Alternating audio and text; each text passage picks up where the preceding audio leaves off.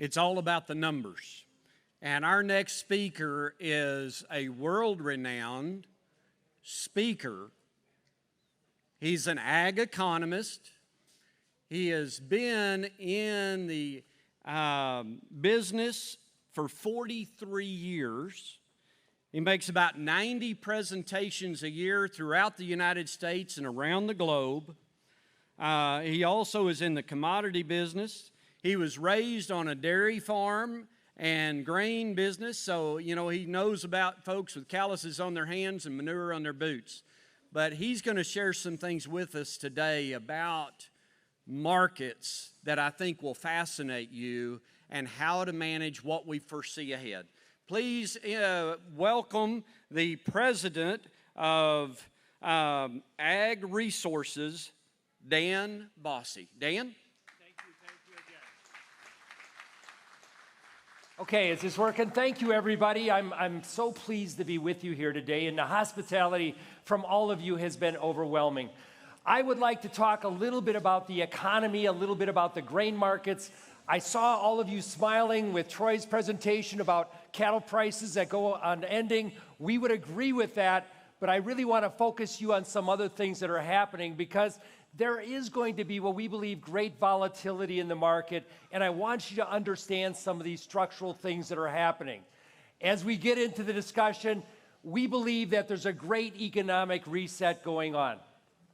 I think the days of cheap interest rates, the days of low inflation are over with. I think we're going to see interest rates stay high, and we'll talk a little bit about why our competition with that country called China is now so important. For 30 years, China and the United States have been walking hand in hand. They bought more paper towels, more technology, computers, Apple phones, all to our doorstep at a very affordable price. That's now changing. And so we need to understand why the cost of capital is rising and going backwards. We want to talk a little bit about this new thing called heatflation. As I look around the world, and I do a lot of presentations, I have an office in Sao Paulo, Brazil, I have an office in Geneva, Switzerland. We talk about the globe and we talk about the opportunities. I'm not really here to talk about climate change. I really don't care which side of the aisle you're on, though I tend to be more conservative. I think about what's going on, the crops globally, and that's my job, to deal through the numbers and really get to where we are, and we'll talk about that. This new concept, the U.S. has reached peak farmland. I've been talking with USDA Lance Honig at NAS for many, many years. He and I are now agreeing there is no more arable land that can be brought under plow in this country. It's a really big deal. What does it mean longer term? What does it do for land prices? We want to go into some of that. We got this new demand driver called renewable diesel. How many people in the room have heard about renewable diesel? A few of you. This is a really big deal that's going on with the crazy states of California, Oregon, and Washington.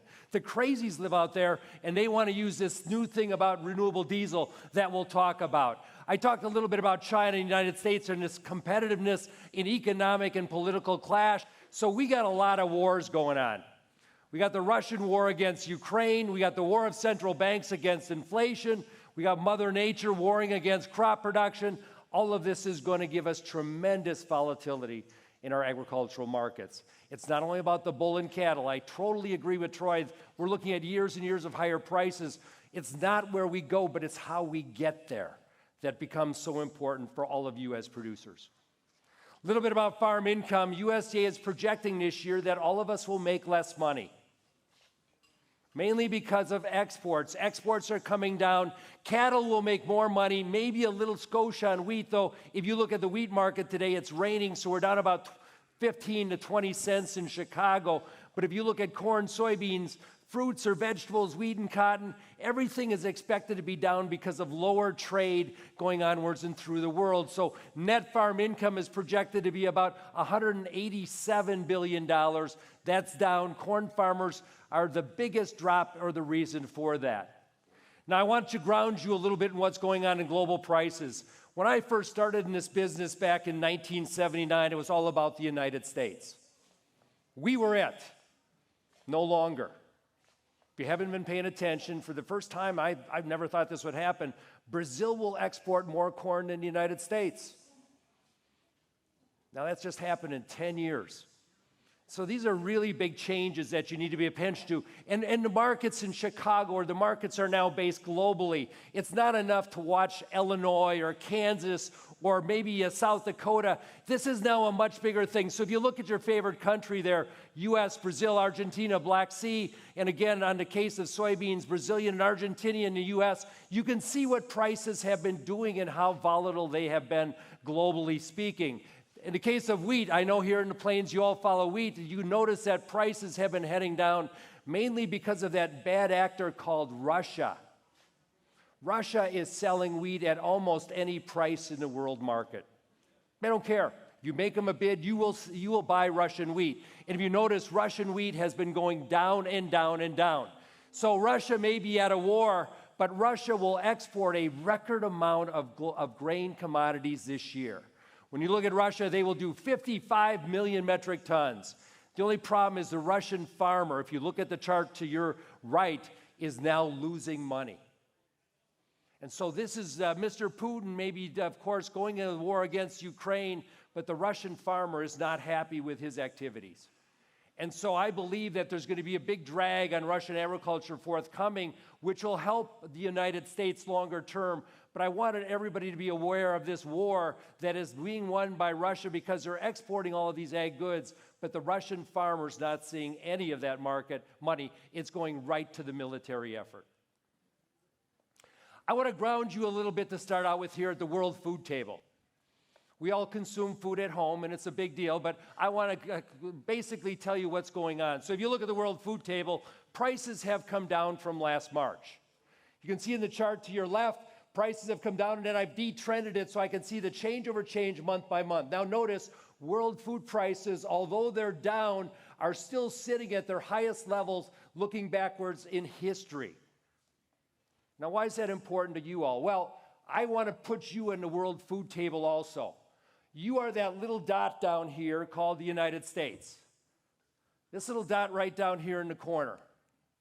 So when you look at the U.S., we only spend 6.7% of our disposable income on food. Next time you go to the grocery store, I want you to tell those people complaining about the price of food that they got the most abundant supply at the cheapest price. Not much to complain about there. If you're one of these countries up here, it's a really bad day when food prices rise. Think about being maybe in India or Zimbabwe or Nigeria, Turkey, Russia. Notice that when you're spending 20 to 70% of your disposable income on food, if it goes up 5 or 10%, that's a really bad day.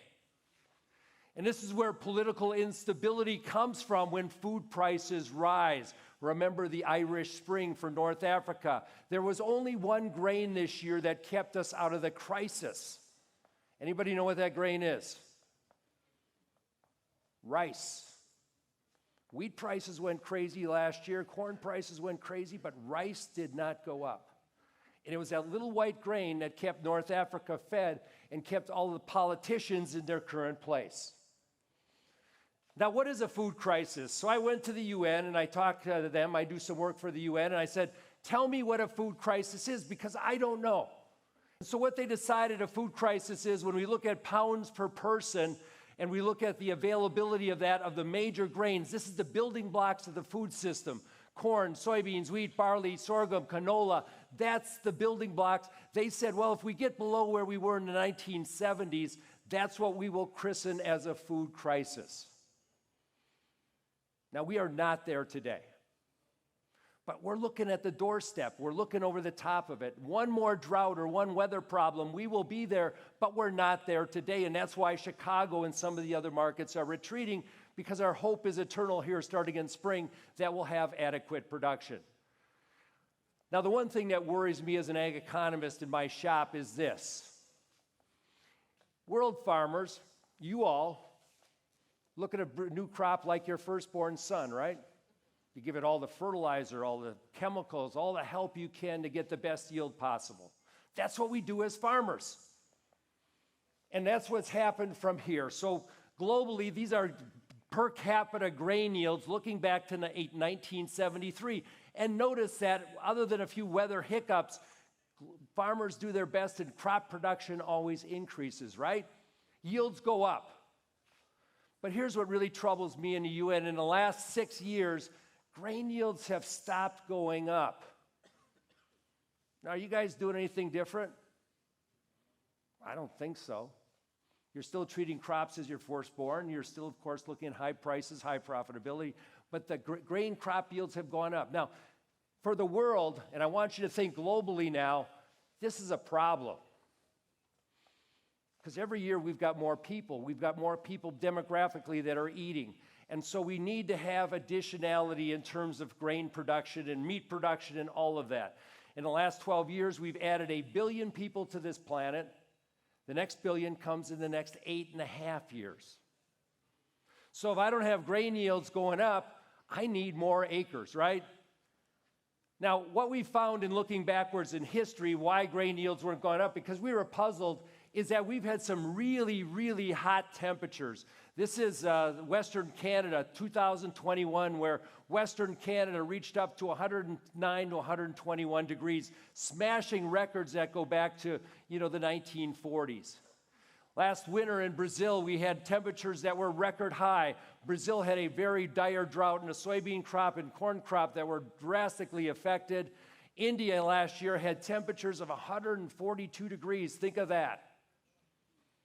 Before their monsoon came in. And so their wheat and rice crops really suffered. If you took a vacation last summer into Europe, how many times has London gotten above 100 degrees until last summer? 0. So we had London, Brussels, Paris reaching temperatures that were unbelievable. And then here just recently, we had this very, very bad drought, 60-year drought down in Argentina. So Mother Nature has not been kind to global grain production. And that's why stocks are coming down and why we're seeing this discussion over heatflation that is now becoming more acute. We'll have to watch this carefully, but if I don't have more yield, I need more acres, right? Just the way we feed people. Your job and my job is to feed the world.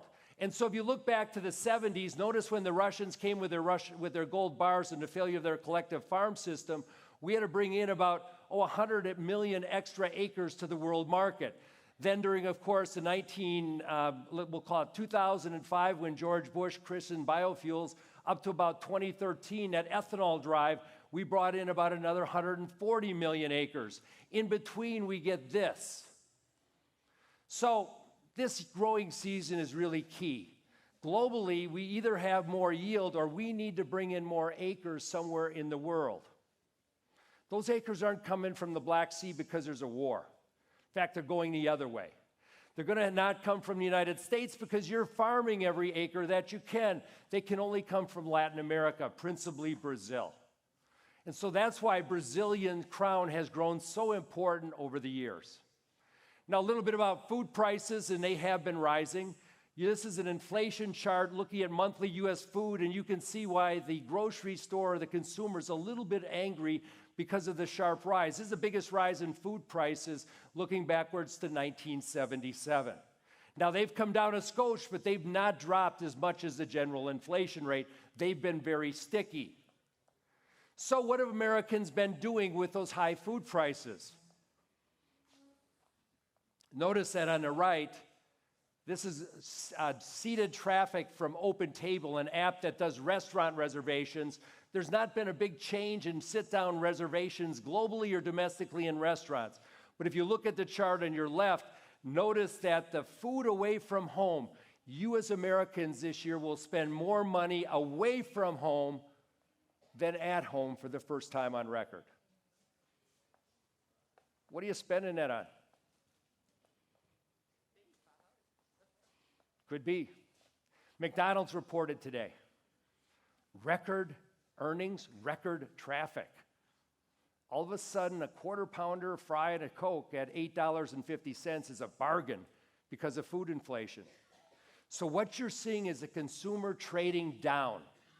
He's trading down to fast food, which he sees or perceives as a bargain, not only for the price, but also for his time. And so when you look at the amount of money being spent away from home, a lot of that is trading down. When you go to the big cities like my Chicago, the lines start forming at Burger King or McDonald's or Chick-fil-A at around 4:30, and it doesn't end till 8 at night. This is what Americans are doing because of high food prices today and the value they see in fast food. I don't think it's a good choice, mind you. I think there's going to be health concerns that go with this, but for today, that's what's happening. Now, Troy mentioned a little bit about this before, and I want to hit on it a little harder. When I go back and break out what I call the U.S. working age population between the grades of 15 and 64, notice that from about 1960 up to about 2019 or 2018, the United States had been adding workers every year, sometimes as much as 2.5 to 3 million workers a year.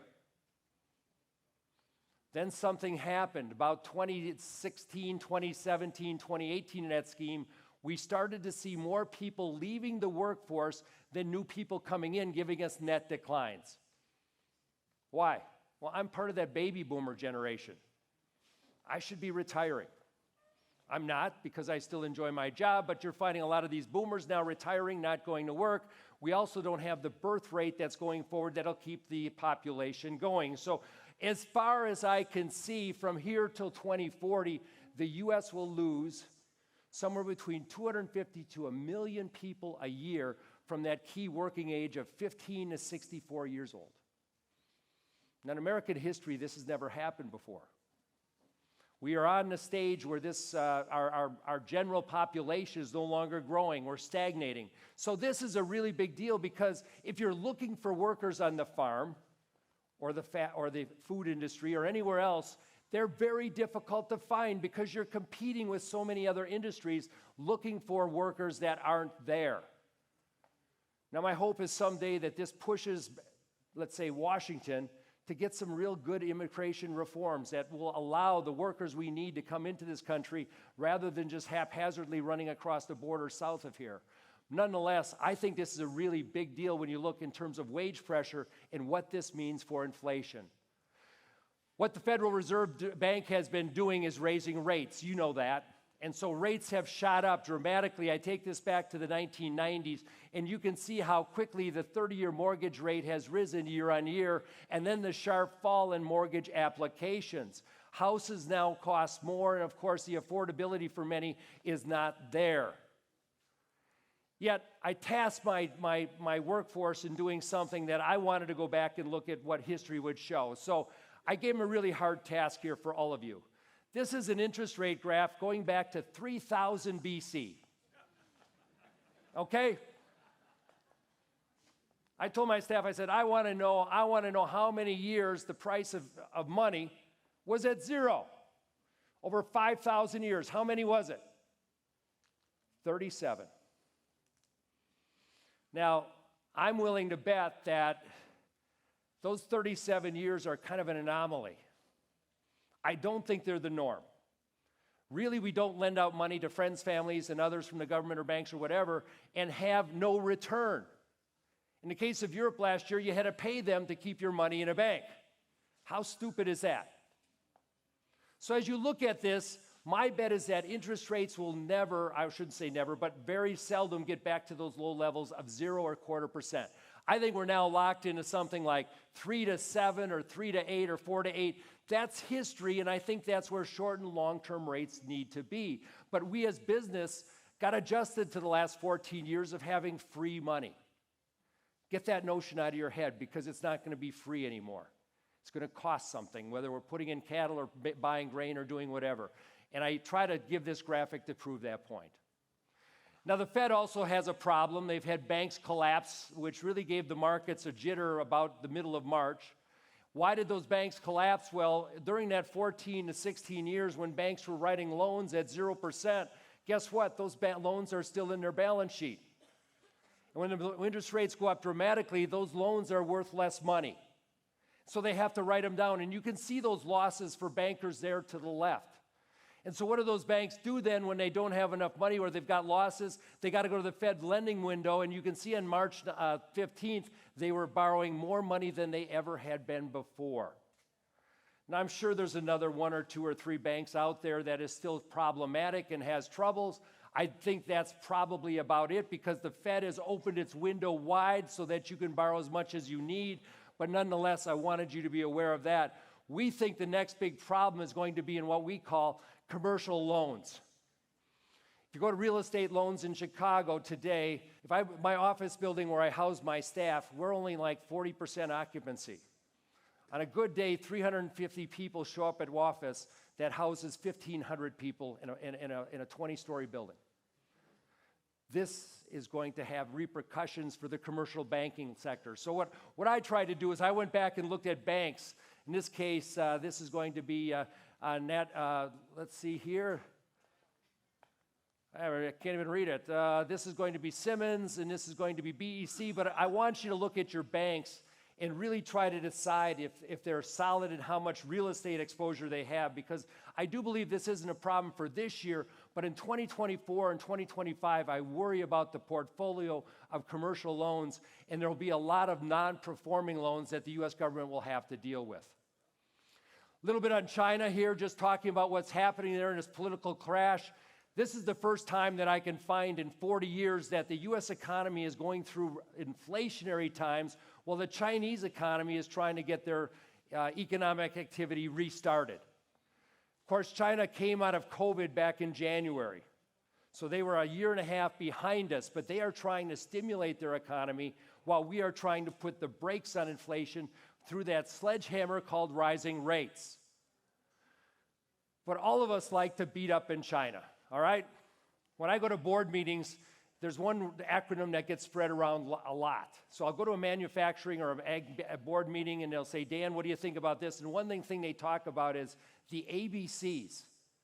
You all know what the ABC stands for, right? Anywhere but China. Nobody wants to have a manufacturing or exposure to China these days relative to the politics and the economics that are there.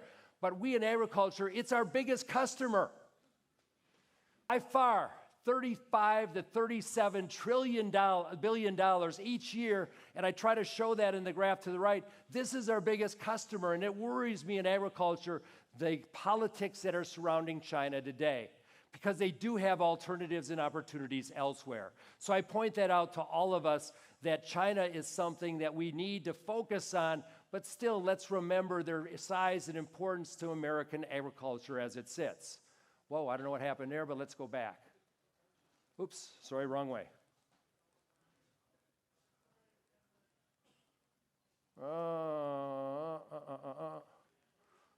Sorry about this, I need to go the other way. So here we go. When you look at China, notice that in the last 2 months, whether it be soybeans or whether it be corn, they have been massive buyers in the world market. We think China this year takes a record amount of soybeans, over 105 million metric tons. In the case of corn, they'll import 20 million tons as shown to the right there. So China is a very important buyer in the world. The problem is it's not all in the U.S. market. Yesterday you saw the Chinese cancel some corn that the corn market didn't like. But as you look at this, the Chinese are very active in the world market based on their coming out of COVID. But you also wonder if they're stocking up food for something else. Maybe it's a run at Taiwan. Maybe it's food security. I'm not quite sure. But the Chinese have been massive buyers. China will also be the world's largest wheat importer for the first time this year because of all their purchases out of Australia. So when I look at China, a very, very big buyer as it sits today. A little bit about peak U.S. farmland. It's an important thesis for all of us in coming years.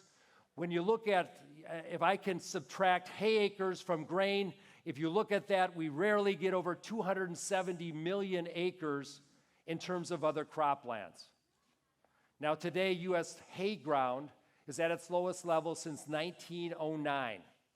I don't think we're losing hay acres. Hay acres will stay.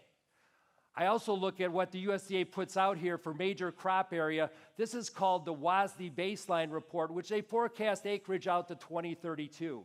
Notice that in 2022, they forecast acreage at 221.8 million acres. 10 years from now, it's at 221.5. So they're generally agreeing with us this idea about peak U.S. farmland.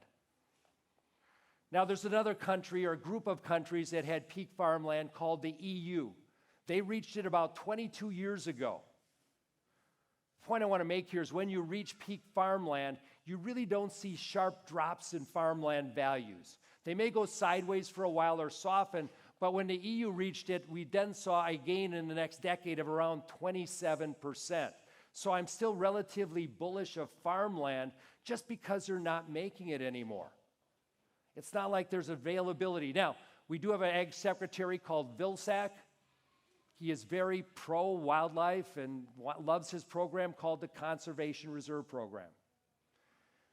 USDA in the last round bid upwards of $350 an acre to put land in a CRP for 10 years.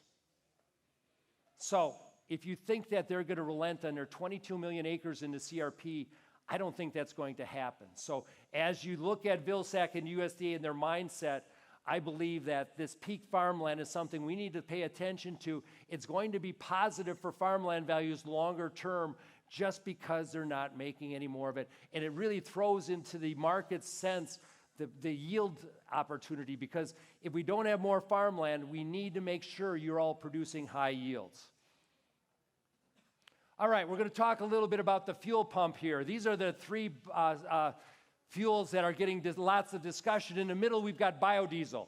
That's something we've been dealing with this country now, going back to the energy bill of 2007. That's where you take some vegetable oils, animal fats or lards, put it into a vat, put some methyl ester, stir it all together, and you burn it within your F-150, okay? Pretty traditional. It doesn't work so good in the wintertime up north because it sludges and makes problems with your lines. These are the new two other fuels that are low carbon fuels, renewable diesel and then sustainable aviation fuel. How many here want to fly in a battery operated plane? Just raise your hand.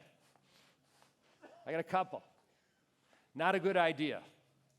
So what the industry to become carbon neutral has done, and this carbon neutrality is something that gets more and more discussion, is they're looking at these new fuels. In California, renewable diesel, which is made in hydrocrackers, just like crude oil is, they put animal fats or vegetable oils in there, they add an oxygen in it, they crack it, if you will, and it then becomes renewable diesel, which is exactly the same as fossil fuel diesel.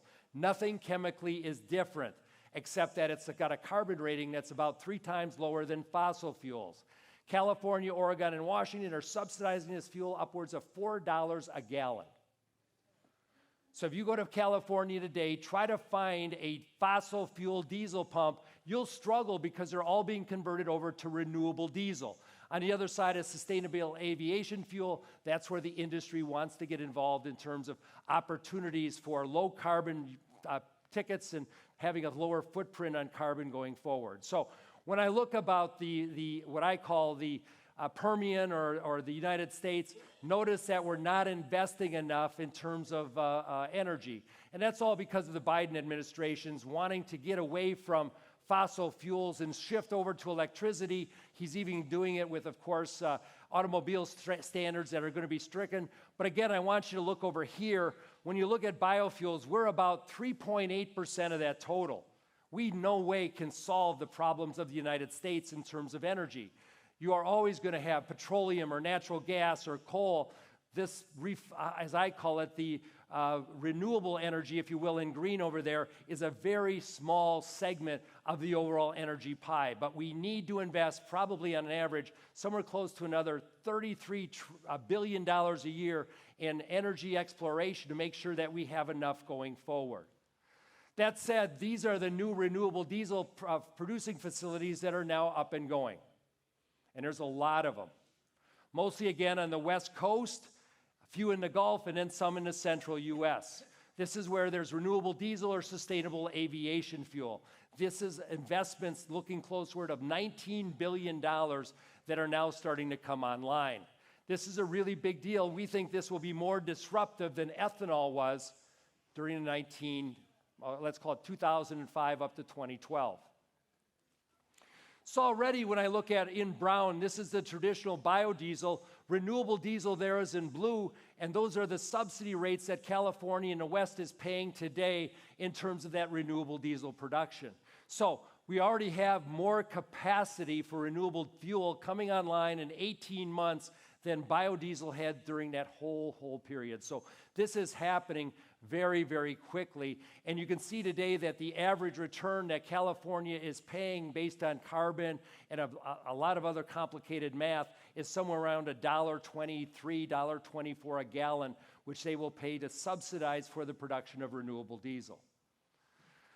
Now, along with that, we are building new crush facilities because, unfortunately, that little crop called soybeans only produces 11.5 or 11.6 pounds of soybean oil per bushel. When you crush soybeans, you get 45.6 pounds a meal and 11.5 pounds of oil. It's not enough oil. So I'm already calculating that somewhere in 24 or 25, to feed that additional 630 million bushels of crush capacity that'll be coming online, I need 10 million extra acres of soybeans. Otherwise, all this investment is for naught. And I don't think it's for naught. So crush margins have come down. They stayed high when all these plants were coming online, but that's largely due for Brazil right now. But this is a really, really big change. And so what's happened in the world market is the first thing is that crush margins had to go up, so all the investment came in to build these crush facilities. The next thing that had to happen is U.S. soybean oil stayed expensive, so we don't export anymore. When you look at export commitments on the right, beginning of April, they're at record lows. We are not exporting soy oil overseas unless we're doing it in a donation program. The difference between Argentina, Brazil, and the United States soybean oil today is something near 14 to 16 cents a pound. It's a lot of money, 40%. So the bean oil market is doing what it needs to do. Oh, I don't know why it keeps doing this on me. Go back here. So this is important. Now, what the bean oil market has done was we got rid of oil exports. Prices have come down. Bean oil maybe gets down to something like 50 cents, but longer term, there's a very big story in cattle, bull story, but there's also a very big bull story in soybean oil based on renewable diesel, vegetable oils in general. So what has happened to the United States because of ethanol, because of renewable diesel and all this, is we've become more domesticated in terms of where our grain and where our feedstuffs really go. When I look at U.S. share of world grain trade today, it's only about 10.3 to 12%. When I first got in this business in 1979, it was 64%. We were the global market. Not so anymore. And so if you look at your breakdown in different crops, you can see that our importance to the global grain market is diminished. Now, if we get into a war with China over Taiwan, this becomes a good thing for the American farmer because we're not going to have much reliance on exports, but it is something that worries me in terms of our domestication. Does the Chicago Board of Trade reflect the world market, or does the Chicago Board of Trade reflect the river or the immediate markets that are in delivery? That's something that the board will have to figure out going forward. I would tell you all that with the food crisis that the UN talks about, we would agree with that. Global exporter stocks-to-use ratios, which is the major driver of price, are extremely low. Yes, corn is moving if we have a good U.S. corn crop this year, but when you look at wheat and soybeans, still historically low.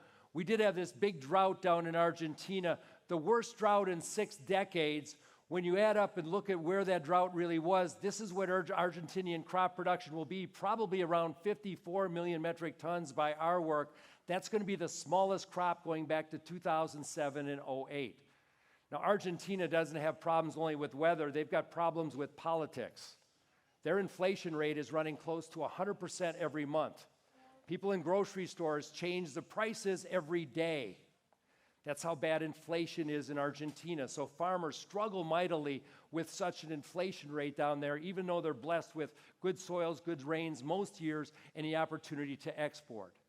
When I put Argentina's crop loss there, you can see that at 25 or 23 million tons, we still have a fairly sizable world crop because of this country called Brazil.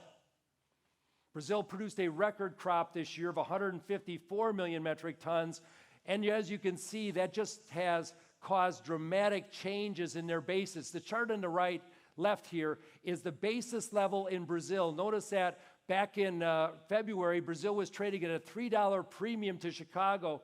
Today it's at a $2 discount. $5 a bushel for the Brazilian farmers is a big deal.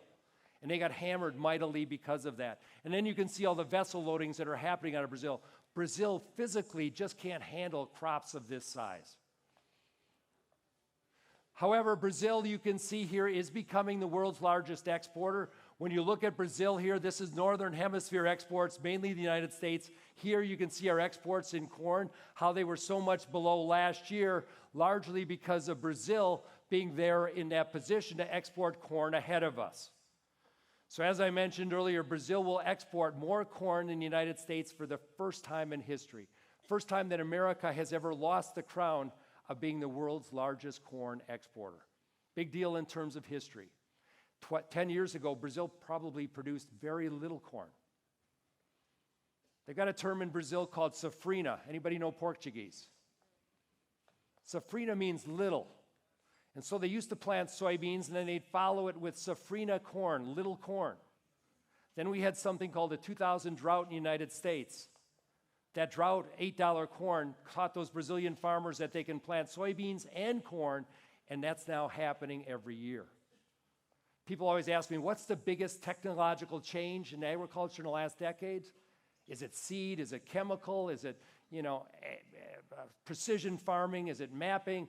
I always say it's this country called Brazil with their little corn crop called safrinha, because it's had the biggest impact on global agriculture as ever before.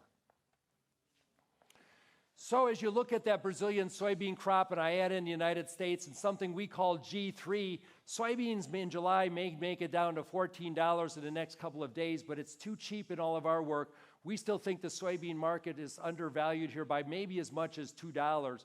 So I want you to be aware of that. But I would also tell you that Argentinian corn yields are coming in well below expectations. They're now about 20% harvested. We follow the data on that little chart to the left here. And then when we look at Brazil, Argentina, Ukraine, and add their corn crops all together, we come up with about 170 million metric tons. Sorry about that. We never adopted the metric system here in the U.S., but it's down substantially from the last 4 years. So there is a story in corn, but that story only happens if there's a U.S. weather problem.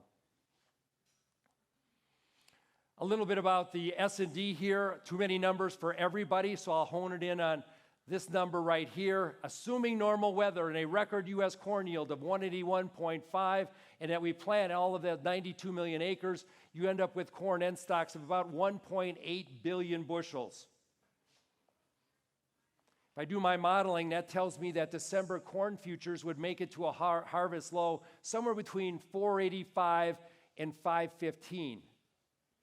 December corn today is trading at $5.40. If I'm a cattle feeder, I'm looking between $5.30 and $5.40 December corn, saying that's pretty good value heading into a growing season that we don't know what's going to happen with global crop stocks as low as they are. So I'm kind of pushing all of you to think about looking at the corn market longer term if we get December futures down to $5.20 to $5.40 a bushel.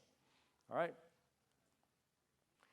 And yes, if we have normal weather, all of our modeling would show that corn prices will come down, and we agree with the market, but boy, there's a big growing season in a whole northern hemisphere that's ahead, which I only have to have one problem in geopolitics with the Russian corridor or the Ukrainian corridor or anything else, and we run into trouble rather quickly. Lastly, I'll just finish up. I saw your wheat fields. They don't look as good as they should. The rain may help them out a little bit, but I'm worried about tillering and head size and all of that. But I want you to look at the world less China wheat stocks to use. We don't include China because Chinese wheat is not part of the world marketplace. China has half the world's wheat stocks today. Last year, we asked China if they would sell some of those stocks because of the Russian war. They said no. So it tells me that those are their food security going forward. And if I look at the major exporters of wheat, notice that they're coming down. So the Russians are really being aggressive in wheat sales today, but if politically that changes or something happens with Russian weather, the wheat market will change rather dramatically and spike to the upside. So there's a lot of things at play. Markets are lower today, but again, one little spark on supply and you get a very spicy meatball looking forward for the next 6 to 9 months. So with that, I'm trying to stay on time. Andy, thank you for the opportunity to speak here. Thank you for listening to me here today. Look at the opportunities in the corn market should you get a chance. Again, thank you very much.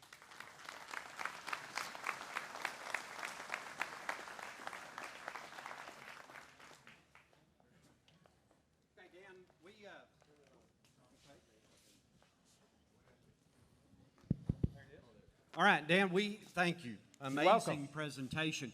We have time for a few questions. Would you be all right to take some Absolutely. questions from the crowd? Who's got a question for Dan? There's one right over there. All right, I'll be coming to you next.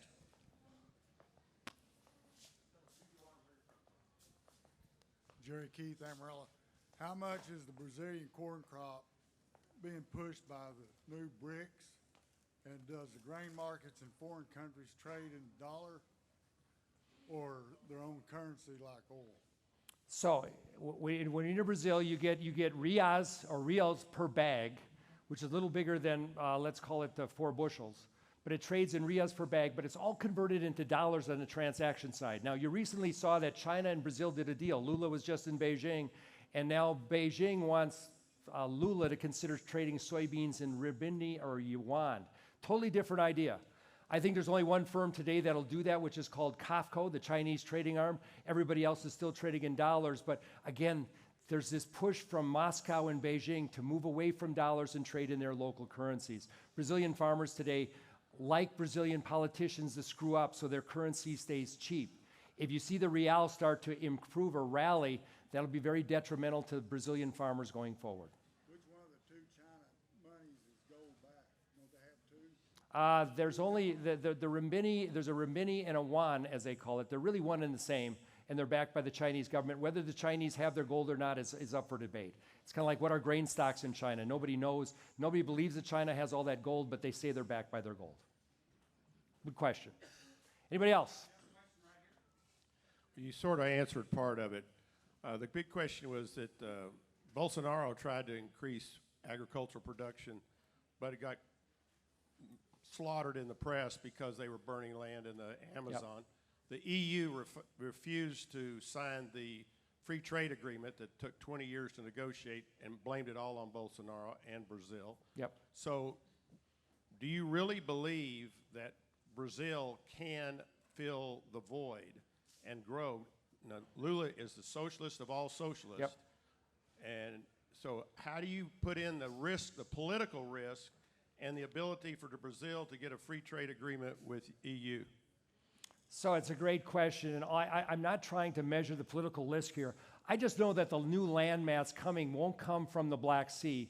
Africa's a mess, and Africa is blessed with good weather and land, but they will never get there in the next 20 years. We always talk about the rise of Africa. So we got to focus on Brazil. But there's 18 million acres available south of the rainforest called the Cerrados, old pastures and stuff that's still available. Whether or not Brazilian farmers bring it under plow to the degree we think we need is yet to be determined.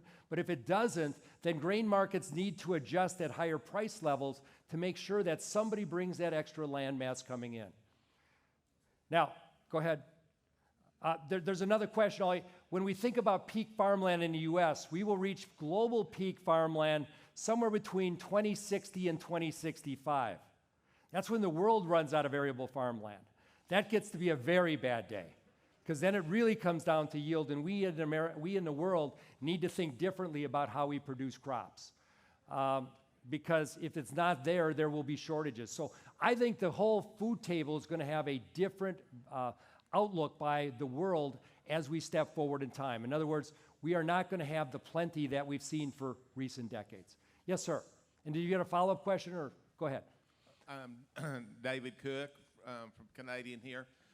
With all these soybean crushers coming on site, what is the value and use of that crushed soybean? So the good news for all of you in this room feeding cattle is as all of this crush capacity comes online, I probably can't figure out a way to get rid of the soy meal overseas. We would be adding the equivalent of Argentinian soy meal production on the U.S.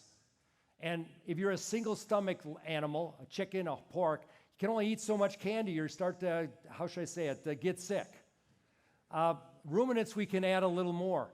But I believe that meal prices, once we get through this Argentinian drought, will have a precipitous drop, make it down something like $150 or $200 as we try to get rid of it into the world market. We need the oil. We don't need the meal. And so I also sit as vice chairman of Farm Foundation.